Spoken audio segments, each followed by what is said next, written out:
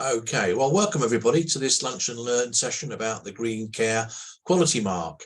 We're going to hear from Denise Sear from Social Farms and Gardens in a moment, and then the experiences of two local people who have been through the Green Care Quality Mark process. Carlyn Kilpatrick from the Nurture Project and Iris Van Zon from Clinks Farm, which will be great to hear. And we hopefully will have enough time for discussion and questions as well. As we're a fairly small group, I think if you wouldn't mind just introducing yourself briefly so we all know each other. And if you have got any questions, either put your hand up, put them in the question and answer or the chat box, or you know, as it's a small group, you can probably do it sort of interactively towards the end. Denise, would you just briefly I'm not getting my words out today. Kick off, please. I know we're going to hear from you in a minute, but who are you? What's your background? Yes, so my name's Denise. I'm from Social Farm and Gardens. I joined them in June last year. Prior to that, I worked on as a business manager at a local care farm in Buckinghamshire. And prior to that, I used to work at Canal and River Trust. Oh, right. Interesting background. Thank you. Madeline. Hi, I'm Madeline Ashcroft. I'm on Sheringham Town Council, and I've studied environmental studies in the past and been very interested in what's going on environmentally.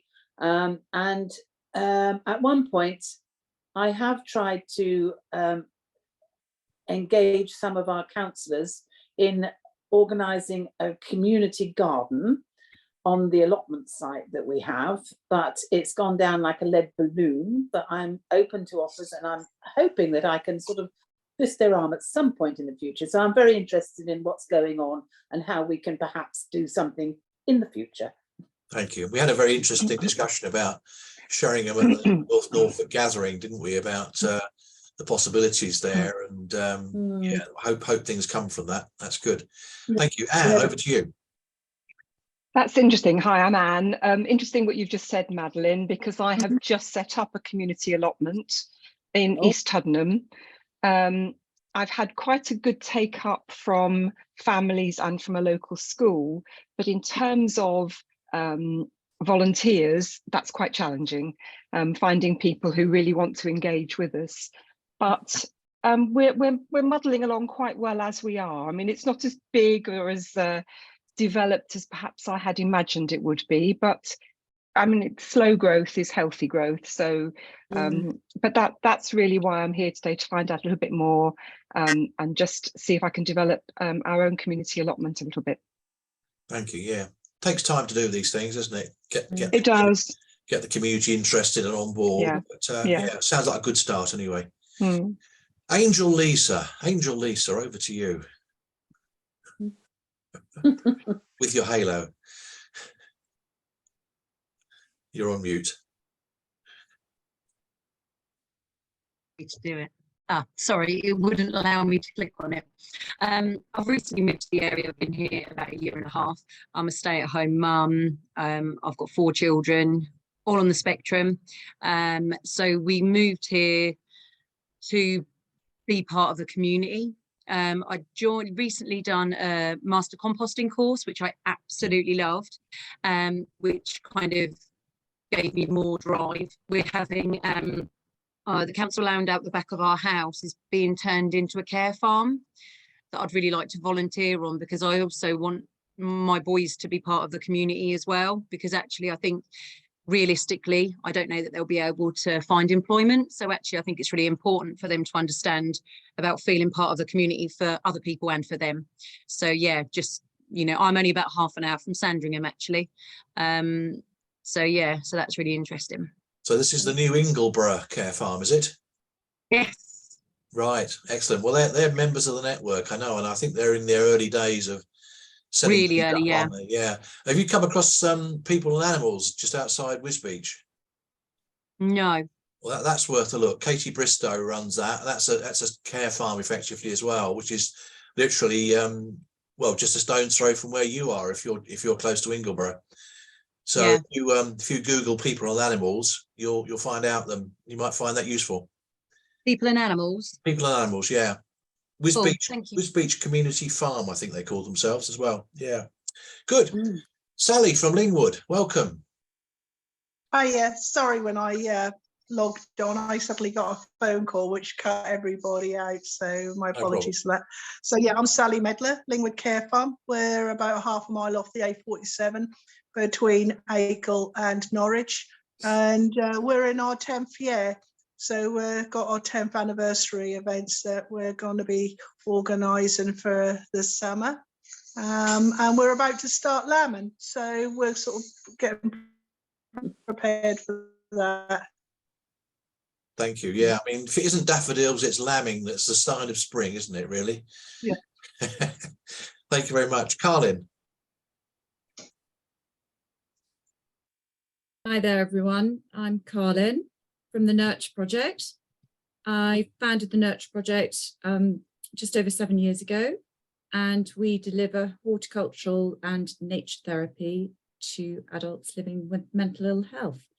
We have recently been accredited with the Green Care Quality Mark, and so hopefully I can give some input today. Hi, Denise. Yes, that's me in a nutshell. Also co-founder of the Norfolk Green Care Network. Mustn't forget that. Nigel, I don't take any credit for that anymore. Oh, no, I just co-founded it, but you no, the spur that you've done all edged the me hard on. work. Lovely to see you. Thank you. Yeah. Iris, over to you. I haven't put the camera on because, oh, hang on a minute. Hang on.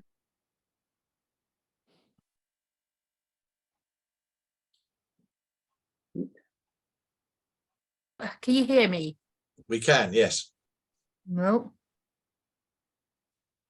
We can hear you, but we can't see My you. internet. Can you hear me? Yes. It says my internet connection is unstable, and every time I put the video on, I get kicked out. So I'm not going to risk it again. Fair enough. I may have to refer to the laptop.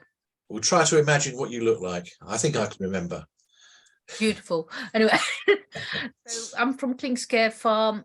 We've been running for almost 13 years now, and we always been part of Social Farms and Gardens. And with Care Farm in UK, we had been part of signed up to the Quality Guide Mark, and again have done the Green Care Quality Guide Mark at the end of last year. So yeah, it's nice to be part of this session and to contribute. Good. We'll hear a bit more from you later. Thanks very much. And last but not least, Sarah, welcome.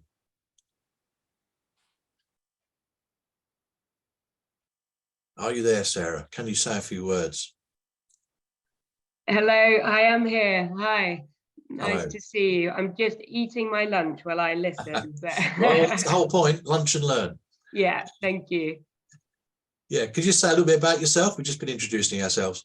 Okay, yeah, I'm an occupational therapist, and I have been out of work for a while looking after young children, and I'd like to get back into work, but in a nature-based setting.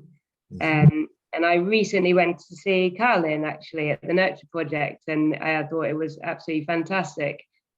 So I'm hoping maybe to join her with a bit of volunteering work to start me off. Excellent. Thank you very much. You're very welcome. Thank you. Let's make a start. Denise, over to you. Tell us about the Green Care Quality Mark that Social Farms and Gardens have developed, please. Okay, I will hopefully move back onto my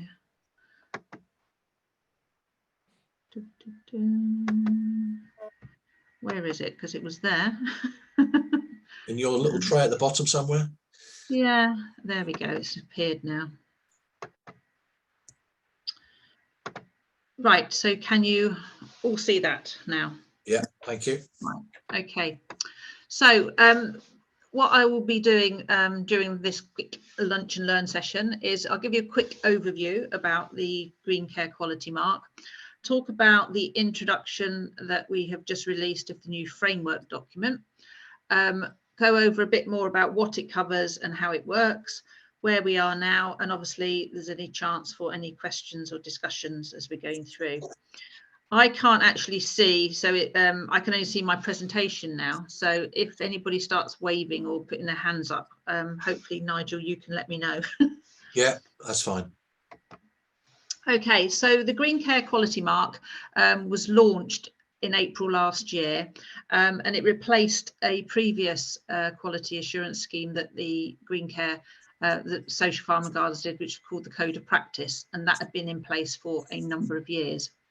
So the main purpose is to really increase the quality of the provision and help providers demonstrate that they meet those standards, because it is an area where it is pretty unique in the settings, and we are finding that it's a new area. Green Care is sort of new to quite a few providers, of saying actually, or commissioners in fact, so they don't really know what they're looking for in this area. So it's to show them that the places they are going to are safe and caring and operate under a way that they should be happy to commission services from.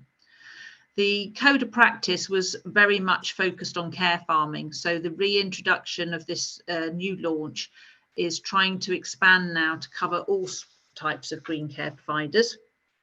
What it does is it also introduces a new online portal for the application form.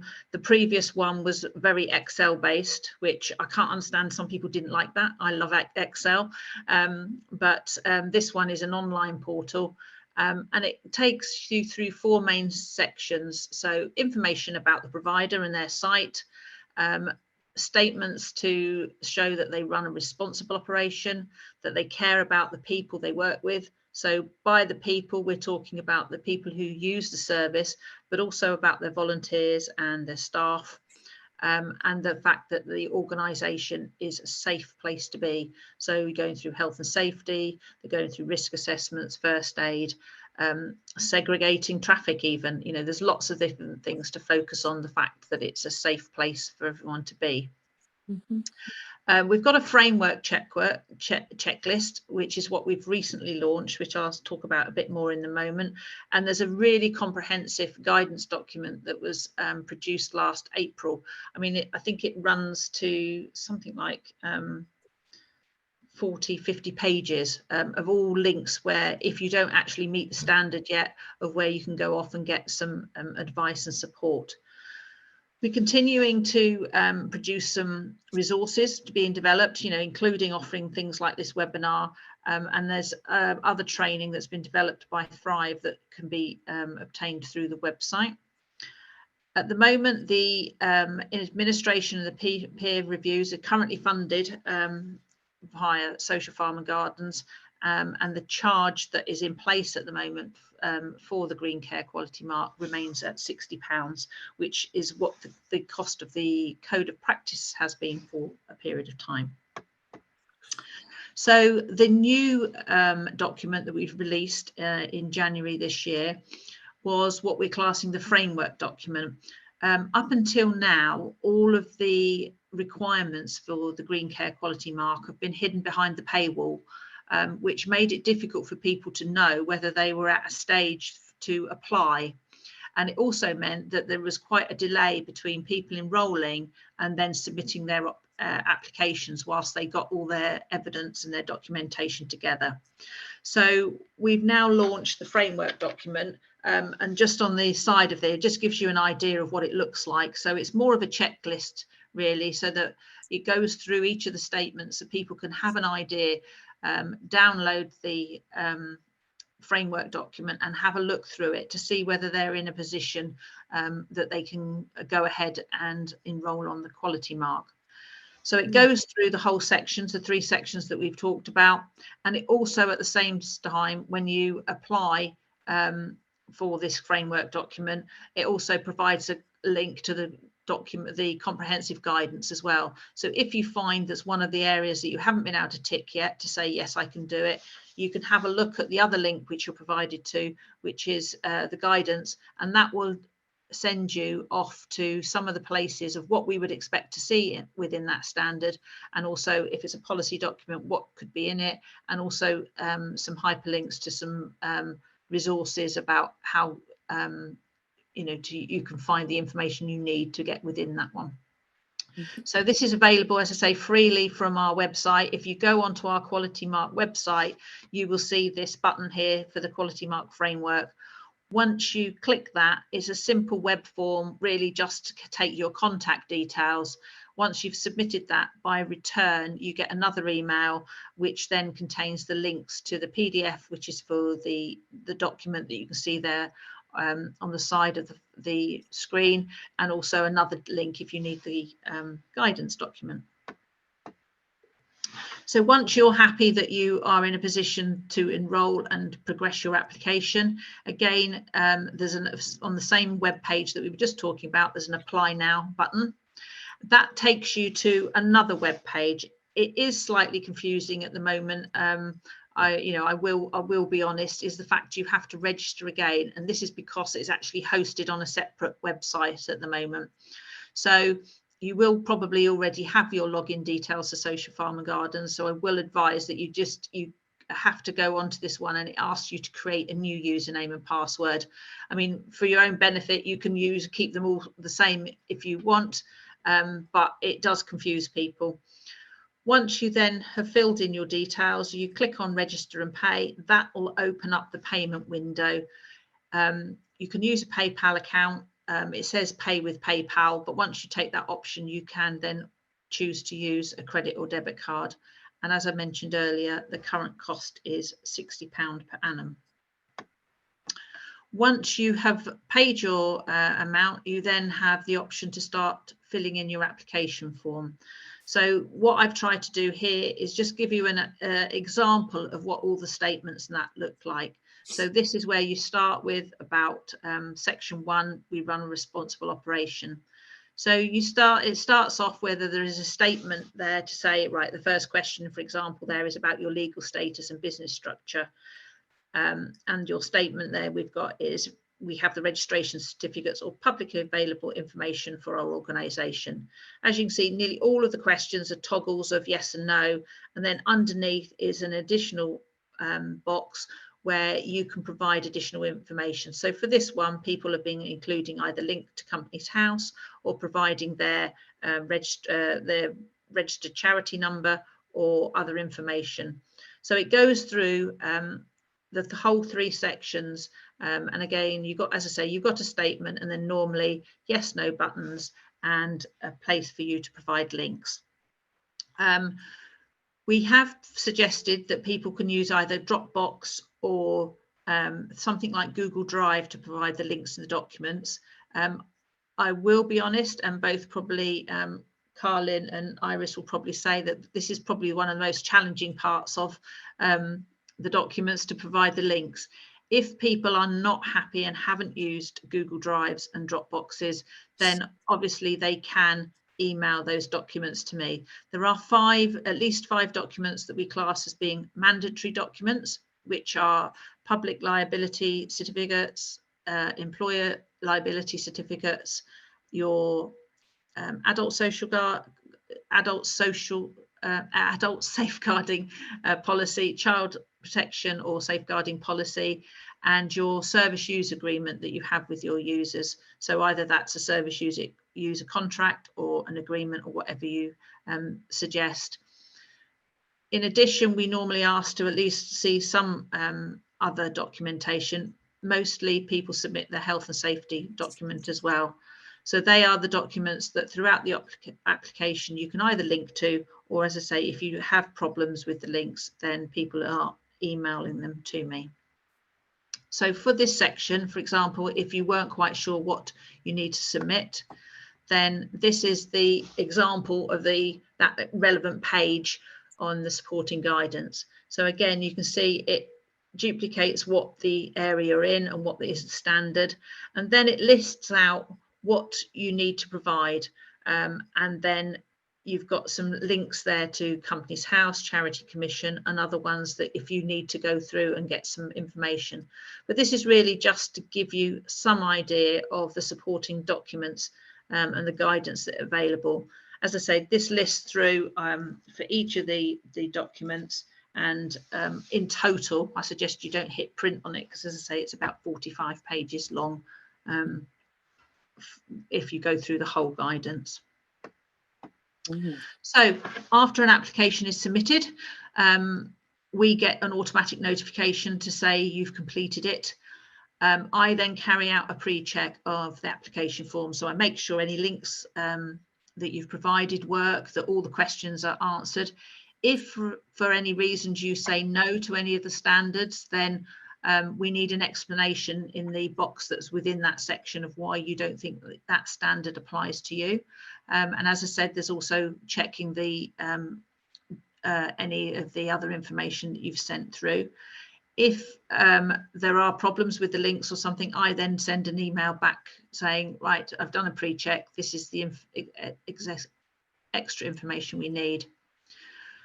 Once all of the information is there and the application is complete, I will then send it off to our assessors for them to review.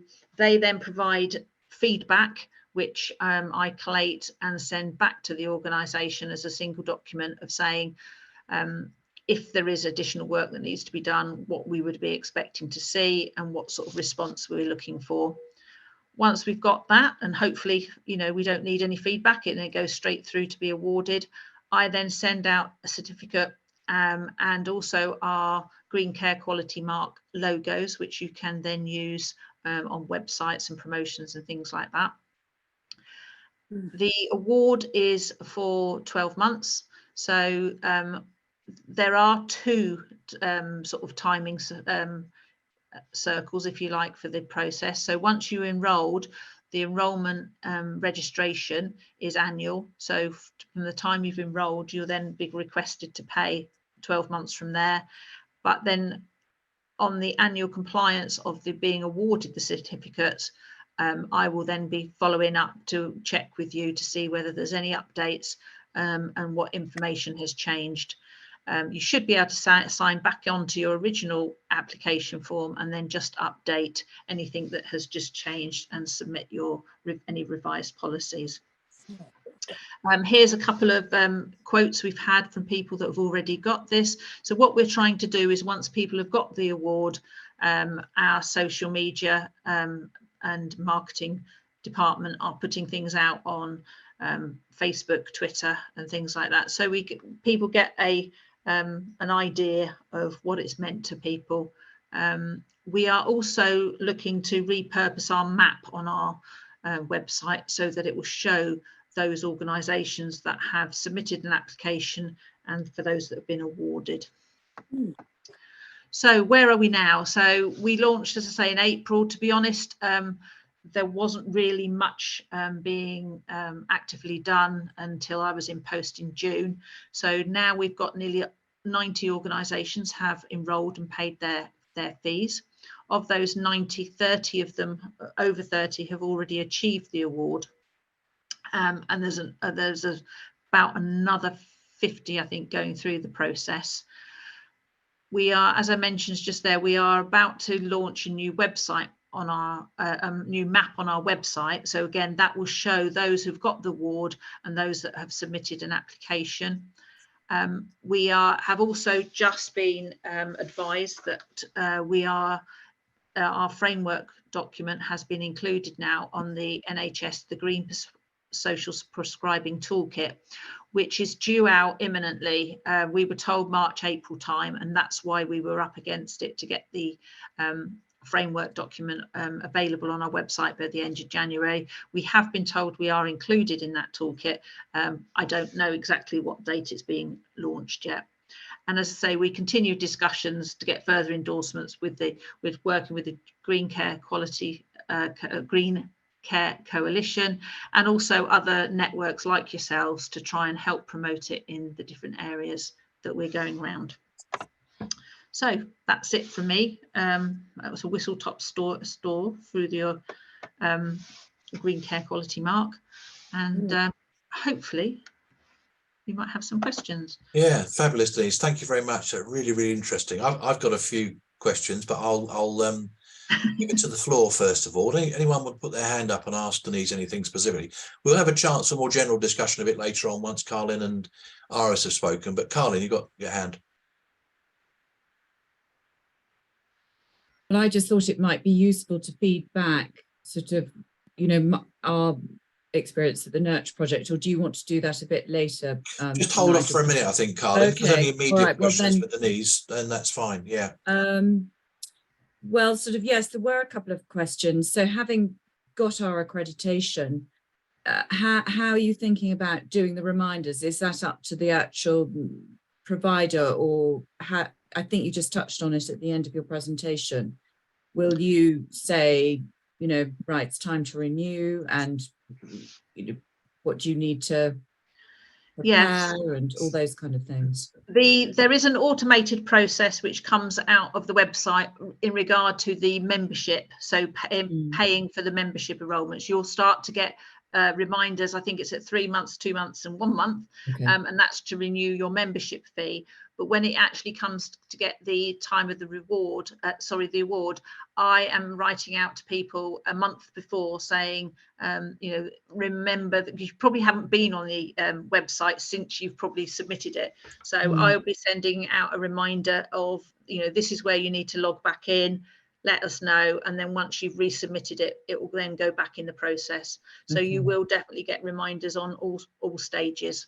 Okay, thank you. And there was one other question, and again, you kind of alluded to it at the end of your presentation, was the sort of wider context. So great to know that you're coming into hopefully the toolbox of the social prescribing provision, but sort of other commissioners and endorsements and networks. Are you busy trying to sort of spread the word, so to speak? Yes, I mean, it's definitely part of the Green Care Coalition. There's a number of different organisations that are part of that, and you know, that is where we're trying to promote it out so that other people are taking it on board and saying, okay, this is the quality mark that we are endorsing. It's always very difficult because obviously, you know, when you're trying to promote these things out, and I think getting in the toolkit, the NHS toolkit, is going to be a very big step, because it's something, if you like, that the social prescribing network then has endorsed. So I think that will very much help to promote it as being a recognised quality assurance scheme. Brilliant, thank you. Thank you, Carlyn and Denise. Anyone else, any immediate questions for Denise? If not, I'll ask a couple if I may. You mentioned the peer review. Just to be clear, is it an entirely sort of desktop exercise, or does it involve any visits at all to the people applying? Now, at the moment, it is a desktop exercise. It's interesting because that's one of the things we've just been starting to discuss this morning, about whether we're going to extend that in future, because especially with, I think probably the only brilliant thing that's come out of the pandemic is the extra use of like face-to-face and Zoom calls and things like that. And I think even on that side, it may be that we'll be able to provide more feedback in that case, of like saying to people, at the moment it's desktop and it's very paper orientated, that we send a feedback form. But, you know, as we move on, I think it's going to be a case that we'll be able to do, you know, face-to-face like this. And also it maybe as it expands is whether or not there's people coming out and doing an on-site review. But that is, you know, for development at a later stage. At the moment, it is a desktop exercise. Yeah, I mean, what you just said there, I guess, ties into another question I had, which is about, and this is not meant as a critical comment at all, but obviously at the moment you're focusing on those basics that organisations providing green care should have, you know, insurance, safety policies, caring for the people they're working with, etc. And I mean, the big question, and it is a very difficult one, I guess, is about measuring outcomes, isn't it? About the quality of what's actually being provided and having some sort of measurement of that. Are there any, I mean, I imagine there must be discussions about how you could develop that, but it's going to be tricky, because I guess when you talk about green care, you're now talking about green care being broader than what a care farm does, to include other forms of green care. So, you know, the outcomes are probably going to be very different, aren't they? Yes, and I think this is one of the reasons why they asked that the mandatory document is the service user agreement, because what I know on some of the feedback I've been going back to with different organisations is that we're trying to get people to think right at the beginning about what is the outcome that each user is planning to get.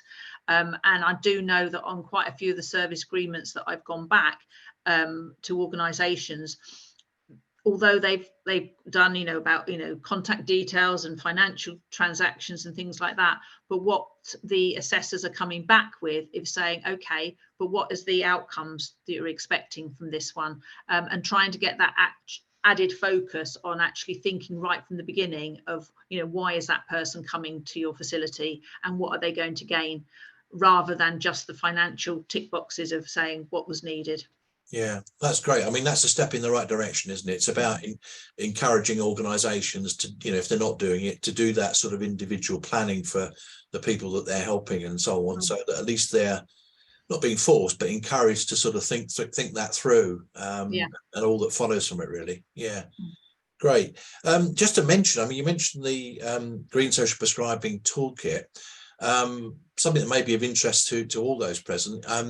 I attended a conference organised by Claire Dyke, our local social prescribing lead for the NHS in Norfolk and Waveney, the other day.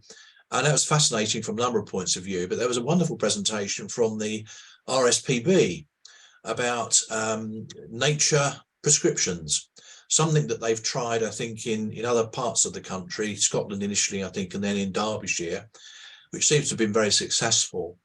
And what was really encouraging, there was an awful lot of enthusiasm in the room there, a whole range of different health professionals, including a lot of social prescribing link workers and so on, about trying to see something develop like that locally.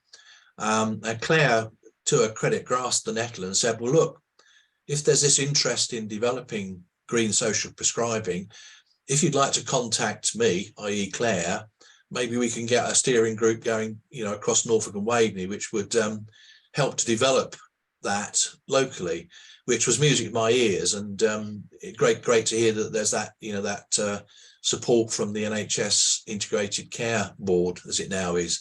So with what you've said, we've got the publication of the toolkit, we've got the evaluations of the 7 national test and learn sites from green social prescribing due out this year as well.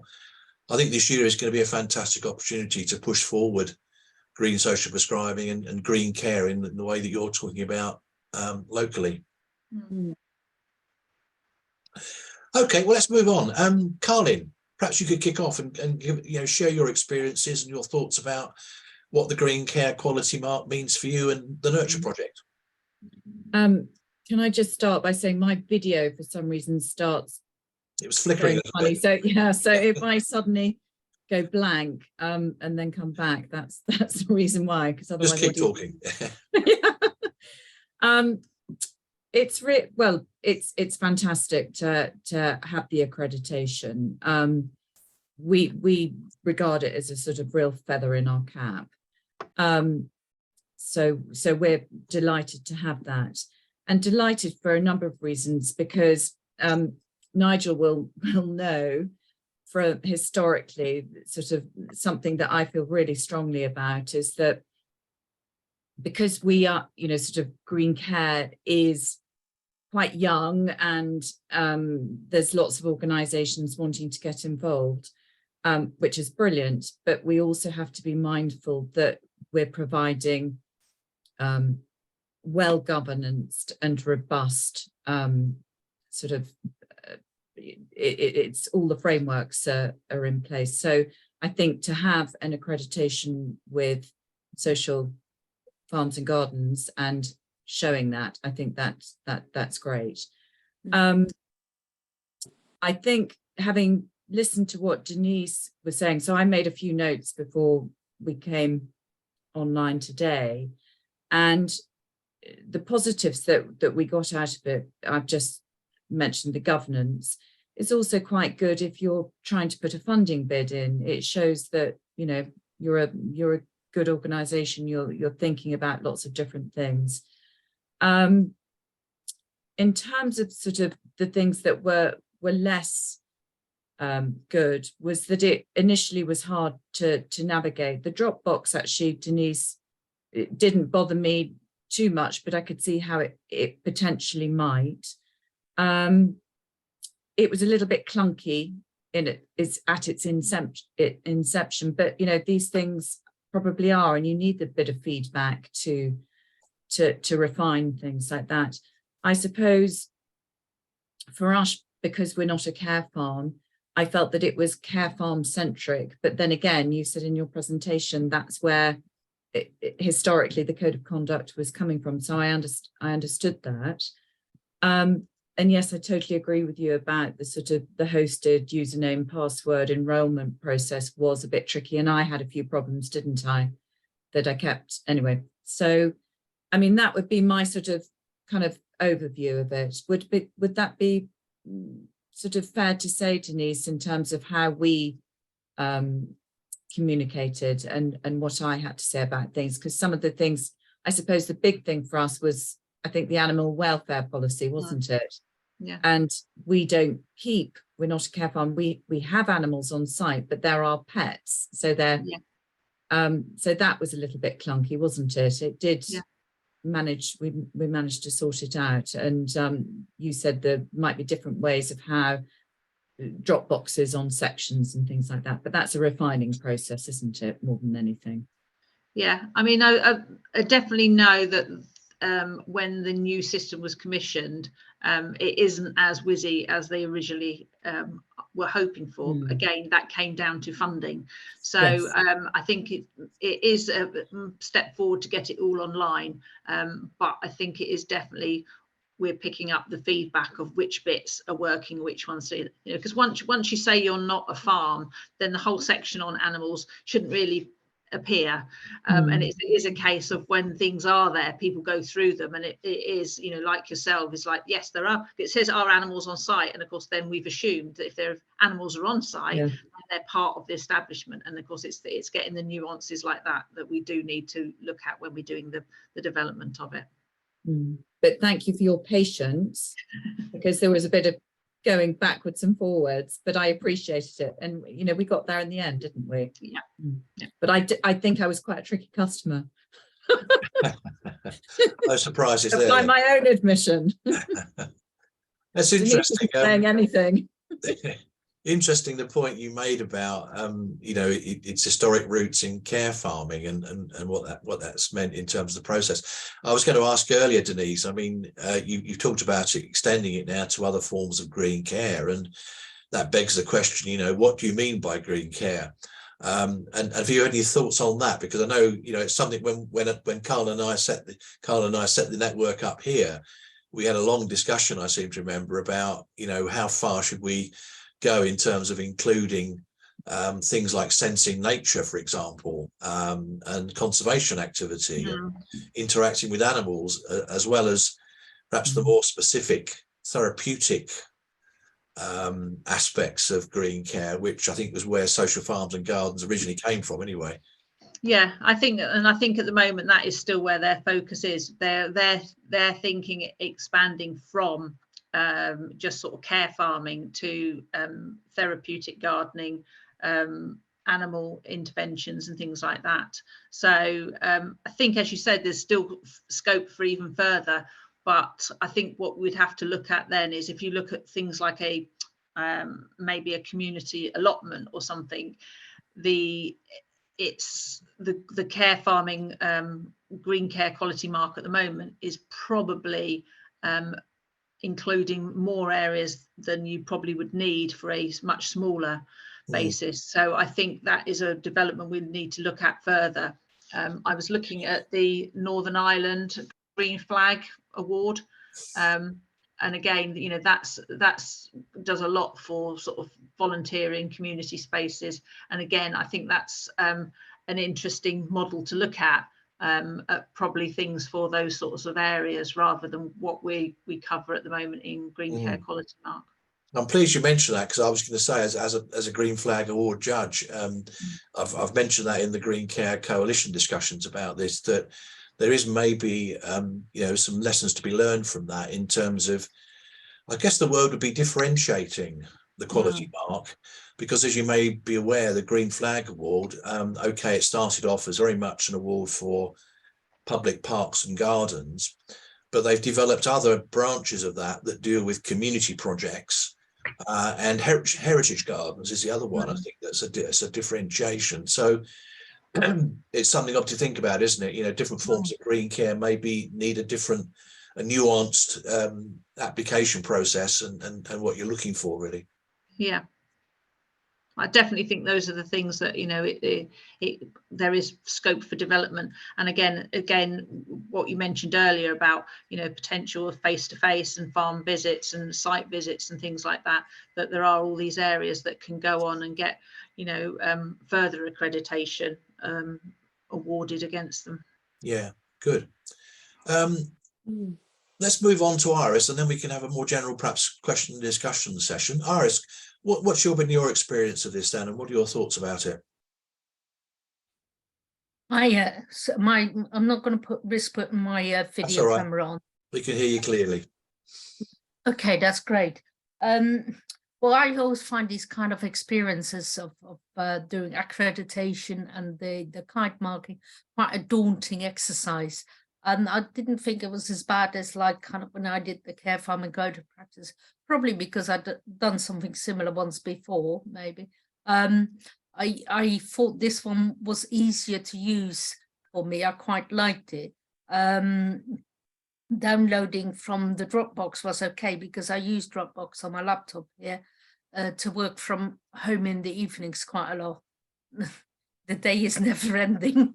So that was okay. But I can imagine if you didn't have Dropbox, that might be, or the Google Drive, that might be quite difficult. And I can't remember if there is anywhere in the form where it said that you could send in the documents per email.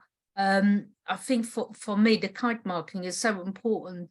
I mean, it's a good quality assurance check for yourself, for your organization.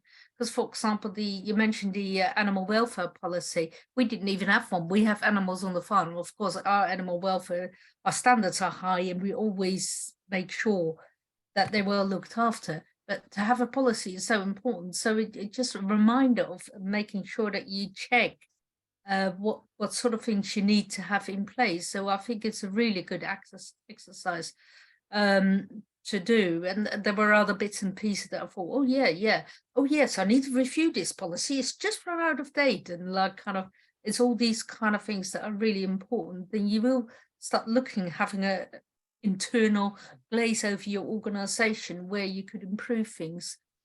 So I think as an exercise is really good, and I recommend it to anybody. And we're very proud to have the kite mark, and it recognizes you that you're a bona fide organization. And just to mention an example, quite recently we were sent a link to an item on local television back home in Holland. Douglas Cousin was being interviewed. He goes to a care farm in the northeast, and there's been quite a lot of stuff on the local TV and national TV as well about care farms quite recently. The whole thing is much bigger over there in Holland. There was one care farm which the people had to move away from the farm because there was issues going on with abuse. And there's a Dutch organization called Boerenzorg, and they are similar to social farms and gardens, and they do kite marking as well.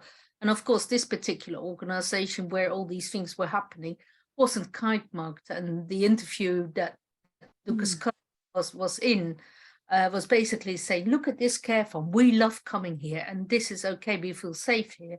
And they were kite marked. So I think from that perspective, this is so so important to get that green care quality kite mark, because if anything ever happens, you could say we have been checked, we are signed up to this kite mark. It's good quality. And the emphasis should be in this respect for the kite market should be very much on the care side of things, because we're dealing here with, and for most guys are dealing here with vulnerable people, and there's no care quality commission, because you don't do the kind of high level personal care that will come and check you out. Yes, if you're accredited by social care services, they will come and check you out. But apart from that, there's very little. So maybe the next step for social farms and gardens would be coming to visit as well. I think I would encourage that. Thank you. Thanks, Iris. That's brilliant. Do you want to come back on anything on that, Denise? No, I mean, it's good to hear that you know, the areas that I thought would struggle, that people didn't. So and it's good to see that what people gain from it, and as I said, to see that actually the developments that we are thinking of seem to be in line with what people are looking for as well. So Thank you. I'm interested, both Carlyn and Iris. I mean, we obviously, you are provider organisations, and you are a very important audience, as it were, for the quality mark. But there are other audiences that we've touched on, aren't there? There's the, you know, the volunteers, the participants, there's the people commissioning or buying services from you. Have you had any sort of feedback or experience on how the quality mark feels to them, or are they aware of it? I mean, what's your thoughts? Carlyn, perhaps first, and then I think, you know, I concur with what Iris said, that, you know, it's nice to have a kite mark, if you want to call it that, that's from a bona fide organisation.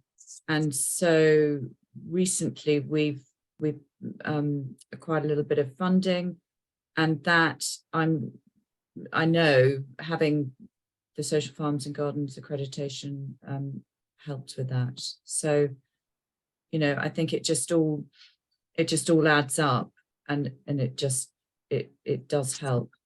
Yeah, that's just one example. Yeah. Iris, anything you want to come back on there? People that refer to us are aware of it. Social care services, other referrers are aware of it. Not sure so much of our client group, of the people that come to the care farm, but it's going in this month's newsletter, so they will be aware of it as well. Let's see what they make of that, whether they will really understand the significance of it, because to them it's not going to make much difference in terms of their day-to-day what goes on the farm, or whether they really understand the significance, I don't know. Yeah, Carlyn. I think it's also very reassuring as a sort of the whole organisation, not only just to your service users, but to your volunteers that are involved.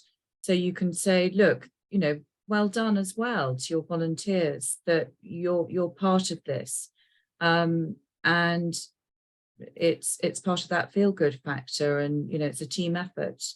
But also from the service users' point of view, you know, that it makes them, I suppose for the Nurture project, Sarah would have heard this last week, but the bedrock of what we do is that we want to ensure that our service users feel safe and comfortable when they come to the Nurture project. That's our underlining sort of backdrop to everything that we do. So if they know that we've got endorsement from somebody like yourselves, I think it just says, yeah, it's good. Is it therefore something that you make them aware of when they approach? Yes, Carlyn? yeah, Yes, yeah, we do, because often when we do our free taster sessions, we start off in our indoor facility and they have to sign in and everything, and yes, that's very present. And if they don't see it, I will articulate that. I will say that. Yeah, it's all part of that process, or that sort of joining process, if you like to say. Yeah, good. Yeah. Other people here, any questions or comments that from what you've heard? Madeline. Yeah, I would just like to add my 10 pennyworth, if you like, to say how We're not in the process of doing anything at the moment, but certainly from what I've heard today, it sounds as if it's absolutely crucial that we have some sort of benchmark to work on. And with so many things going wrong these days, when you hear about people getting together to do something, if you've got some sort of award that you can actually say, like Carolyn said, you know, I make sure that people know about this, that is absolutely essential. And I think it's brilliant that it's being done, quite frankly. It sounds very, very good. Well done. Thanks, Madeline. That's very helpful. Anyone else? Lisa or Sally or Sarah? Sally, how does this seem to you? You're running a care farm. Is it something you've thought about or something you might be thinking about? Hiya, yeah. We just finished doing the old scheme, so we've got that accreditation from the old scheme. So I expect fairly soon we'll have to now redo it and do the new scheme. I think we're probably one of the last ones to do it. I was a bit slow in getting myself organised. I think one of the things I would say is that I was always very proud to have the accreditation previously, and I definitely think it's a good way to self-assess yourselves on what is needed, and actually, you know, feel quite good that you've actually got it in place when you're being asked for it. There was a couple of bits which I needed extra clarification on, and no doubt I will do on this new on the new accreditation. But yeah, I'm looking forward to doing it. I actually quite enjoy doing anything like that because I like to have all the bits in place, and I feel you have some security from it yourself, because we're sole traders, and therefore if anything went wrong, we'd be in big trouble, if you know what I mean. So yeah, it is definitely a bit of security for us as well to know that we've got everything crossed. Yeah, and we're definitely planning on doing the new scheme as soon as the old one run out. Yeah, so great. Yeah. Well, thanks. I mean, you've touched on really one of the points that Iris made, I think, about it, how it can help you consolidate, perhaps is the word, or recognize, you know, what you're already doing, yeah, and actually having it down in black and white, so that, you know, you can actually show something to people and convince them that, well, this is what we're doing and these are the standards that we're meeting, sort of thing. So yeah, that's good to hear. Yeah, Lingwood was one of the last ones to go through on the code of practice. So what we are doing is that as people on the old code of practice, you had your annual compliance. So what we are doing is, as people reach their annual compliance checks, we are then moving across to the Green Care Quality Mark. So yes, Sally, we'll be right in touch when it gets nearer the time to transfer you across.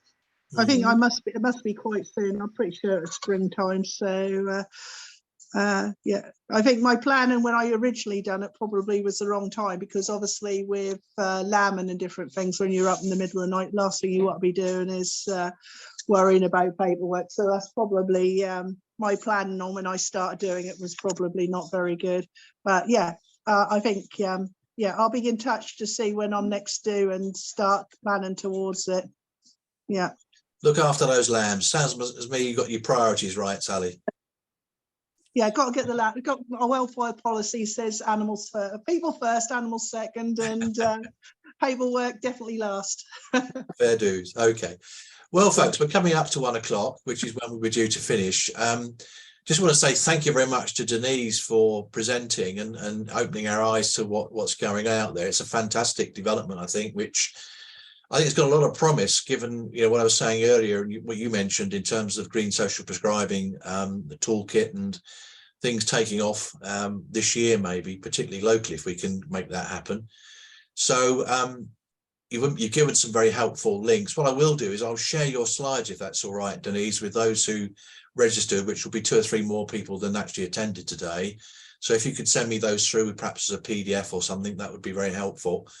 And as I say, I will send around a link to the recording once it's on our YouTube channel, and I'll make that available also to the membership of the Green Care Network.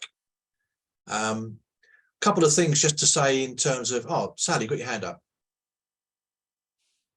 Hi, yeah, I just put the mic back on. I was just going to say, one of the things I do miss from Social Farms and Garden was that there used to be funding available for a care farm monthly meeting where all the different care farms around the country all sort of pitched in, and actually I found that really, really useful, and I do miss that. So if in the future I think they do a general one, but the care farm one was really, really useful for us. Just as feedback. Okay. I'll take that forward. As I said, I think there is a monthly meetup. As you said, I think that's more general. So yeah. And we did try. You were there, I think, Sally, one before Christmas, which was around care farming, a sort of lunch and learn lesson, which is very helpful, I think, but not quite the same thing as you're saying, I think, in terms of networking and learning from each other. So maybe that's something we can develop locally, given there's quite a few care farms now around Norfolk and North Suffolk, I think, in particular. Okay, just a couple of plugs for you before you go. 22nd of April, it's Earth Day, International Earth Day. The network, together with my local church, which is Haveringland Parish Church, just north of Norwich, we're having an Earth Day event at the church, which you'd be very welcome to come along to, 10 till 4, a whole range of activities, displays, talks. We're going to be launching a local living landscape project for the Haveringland and surrounding areas, which is all about improving biodiversity and other things. And also, some of you may have come across our First Nature campaign, which is all about promoting nature connection expansion opportunities for children and youngsters. And that's one we've been developing with a whole range of organisations across the county, and we're looking to launch that on that event, the 22nd of April. So if you can get down or get across to see us, that would be brilliant. And indeed, if you want to put a stall up or have a display to promote what you're doing, let me know. That'd be great. And the other one, which is a bit further on, is the Norfolk Green Care Festival, which is running from the 22nd of July for 2 weeks. We're kicking off with a launch event at the Plantation Garden in Norwich on the 22nd, which again is a Saturday. That'll probably be 12 till 4, I think. And there's a limited space available for organisations if they want to put stalls or displays up and so on. But we're after really events in that following 2 weeks that you'd like to plug into that festival, basically. Anything that's vaguely environmental, but obviously we hope with a sort of health and well-being angle on it in terms of nature connection and green care. If you'd like to let me know, if you've only got a sketchy idea at the moment, that's fine. We can develop that with you. We will be promoting this through our website and more generally with social media and the local press and so on. So it's an opportunity perhaps to get some potential volunteers along as a taster day or something, or maybe just to show the local people you know, what you do if they've not had the chance to sort of see through your open door sort of thing. So get in touch if any of that's of interest. We're dead on 1 o'clock, which is absolutely perfect.